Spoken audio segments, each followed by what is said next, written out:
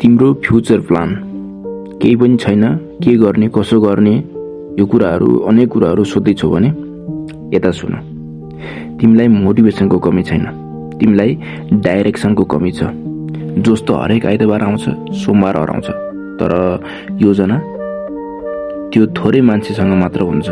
आज म तिमीलाई उत्साह दिन आएको होइन, के गर्ने कसो गर्ने त्यो सिकाउन आएको हुँ।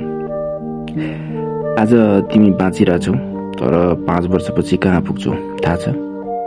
यदि थाहा छैन भने सुन्नु, जसको भविष्यमा योजना हुँदैन ऊ अरूको योजनामा काम गर्छ।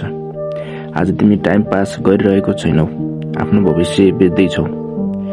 अब ध्यान देऊ, आजदेखि तिमीले यी 3 प्रश्नको जवाफ नखोजी तिमी अल्मलिरहन्छौ। प्रश्नहरू यस प्रकारको छ। पहिलो प्रश्न, 5 वर्षपछि म कस्तो हुन चाहन्छु है। अनि दोस्रो छ, त्यो मान्छे बन्न अब के छोड्नु पर्छ। र अब लास्ट अर्को तेस्रो भनेको, आजको मेरो रुटिन त्यस फ्युचरसँग मिल्छ कि मिल्दैन। यदि रुटिन र फ्युचर म्याच गर्दैन भने फ्युचर चेन्ज हुँदैन। सुन्नु, मोटिभेसन भरोसा गर्न लायक छैन।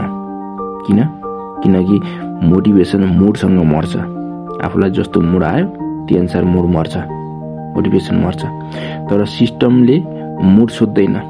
एउटा सिस्टम बसाल्ने बानी गर, सिस्टमले कहिले पनि मुड सोध्दैन। सुत्ने समय, उठ्ने समय, काम गर्ने समय, सिक्ने समय, यदि तिम्रो दिन ऱ्यान्डम छ भने तिम्रो भविष्य पनि ऱ्यान्डम हुन्छ।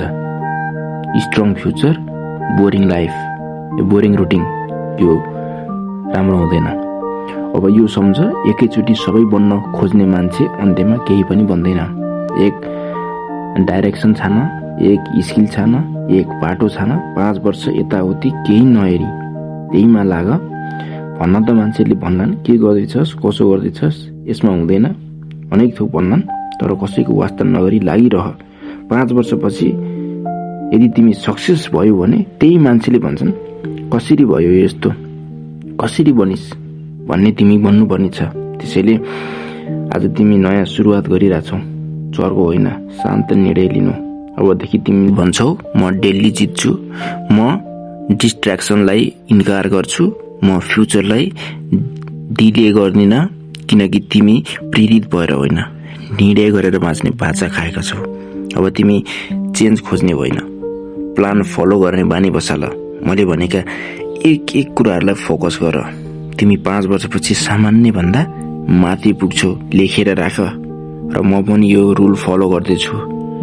म कुनै माथि पुगेर तिमीलाई मोटिभेसन दिएको होइन, म पनि फलो गरे सँगैसँगै मैले धेरै नै चेन्ज पाएको मैले महसुस गरेको छु। त्यसैले यसलाई इन्कार नगर। भिडियो कस्तो लाग्यो? यस्तो भिडियोहरू अरू पनि आउँदै गर्छ, हेर्दै जानु होला। भिडियो मन पर्यो भने लाइक, शेयर, कमेन्ट गर्न नभुल्नु। साथै च्यानललाई सब्स्क्राइब पनि गर्नु होला। आजको दिन हजुरको शुभ रहोस्। धन्यवाद।